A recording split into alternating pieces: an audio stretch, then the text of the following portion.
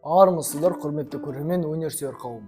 Бүгін біз сіздермен бірге ұлы мұрамыз, домбыраның қасиетін ұлықтайтын қос шекті құпиясын жобасының кезекті шығарылымын бастаймыз. Бүгінгі қонағымыз күй өнерінің жас өкілі, домбыраның тарихын терең түсінетін дарынды оқушы, республикалық білім көшбасшысы медалінің иегері, мектебіміздің 2 А класс оқушысы Мұхаммедәзи Думан. Қош келдің. Сәлеметсіздер ме? Мен үшін осындай жобада өнер көрсету үлкен құрмет. Рахмет, Думан.